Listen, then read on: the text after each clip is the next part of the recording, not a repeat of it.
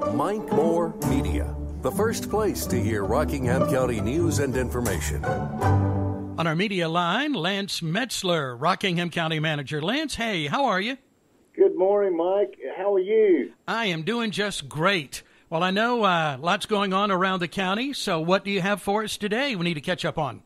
There are a few things. Right now we're in die-hard in the budget process. Mm-hmm.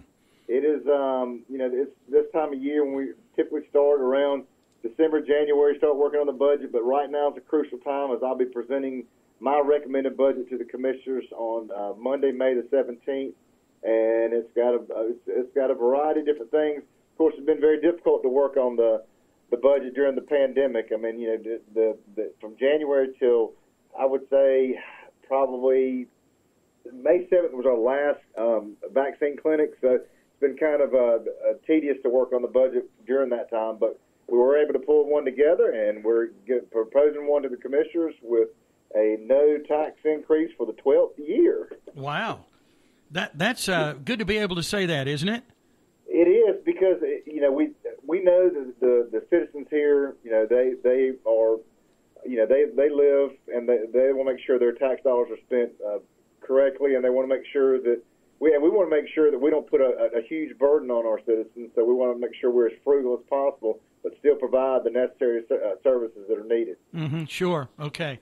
So you'll be presenting that to the board next Monday, the 17th. And I believe, you went on a meeting with the mayors and some others last night, kind of the monthly meeting or that type thing? Actually, that's tonight. Tonight. It's tonight. Okay. All right. I couldn't remember whether last night or tonight. But and I know one of the topics you'll be discussing is this relief money, because no one – do you know the numbers on that yet for the county and the municipalities?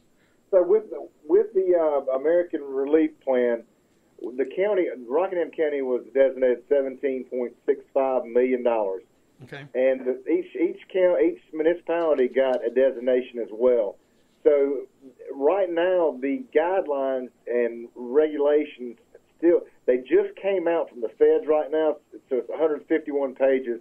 So we're having our North Carolina Association of County Commissioners go through it and kind of decipher exactly what we can and what we can't spend those funds on. Once we determine what we can spend those funds on, then we'll develop a budget for the board to consider. Mm-hmm. Okay. Yeah, so that'll be helpful when you get all of that put together.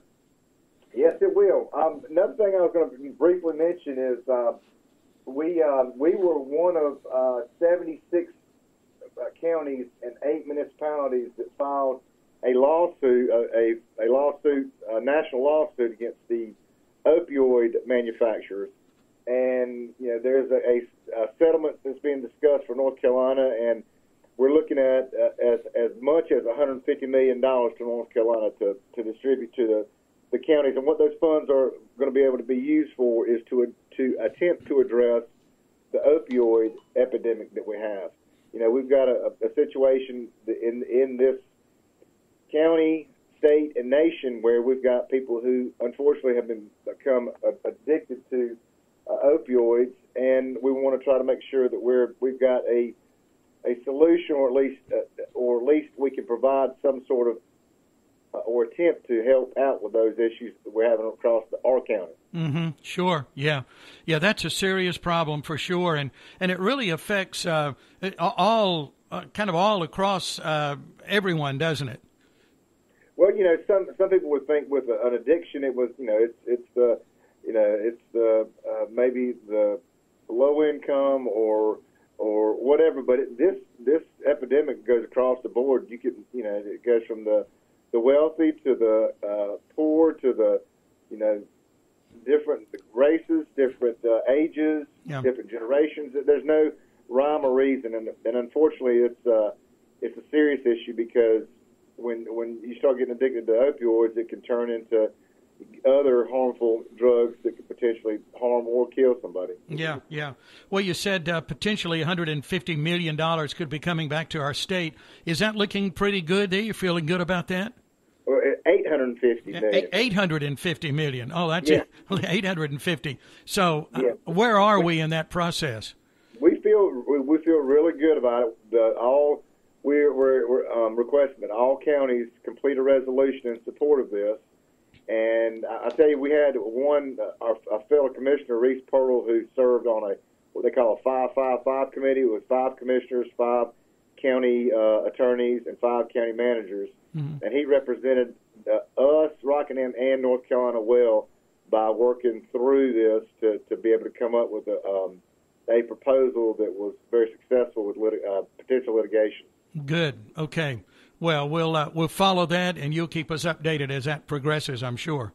Yeah, I will. And I was going to talk about one more thing. It's the as you know, as you're driving around like I do, we see a lot of trash on the side of the road, and that's become a major issue. We did have a program with the Sheriff's Department where we had the inmate litter program, but due to the pandemic and 2 additional detention facilities open up, we don't have the amount of inmates that we could use out there collecting trash. So the board and staff and the Solid Waste Committee looked at a variety of different ways to start addressing this. So starting July 1, we're going to be working with nonprofit, civic organizations, churches, local sports teams, you name it, to start collecting litter on the side of the road. What our goal is to get groups to clean up up to 2 miles per month, and the county would provide the necessary stuff, the safety vests, bags, gloves, etc. We would pay the groups $75 per roadway, which would be $75 per mile, and that would be on both sides of the road. And the county would make sure, go behind and make sure they did it. We'd be in contact with DOT to pick up the bags. And we're looking at potentially, cleaning up to 1,200 miles of secondary roads per year. So it's going to be a trial by error. People might not be interested in doing 75, so we might have to go up to 100. We just don't know. Mm-hmm. But at least it's an attempt to do something to solve a problem. There's twofold, I guess, to solve a litter problem and to assist those out there that are seeking to use funds for the right purpose. But again, the main thing is education, and just for people not to be compelled to throw trash outside. It's a very disturbing thing, but as I drive around the county, I see it growing more and more. We just can't have it. No. Yeah, can we take a little pride here in just, our county, where we live? Yes, we're in a great place. As I always say, we're in a great place to live, work, and play. And, we've got industry that's coming here. We've got housing development that's booming here. We should need to make sure that we take pride in what we have.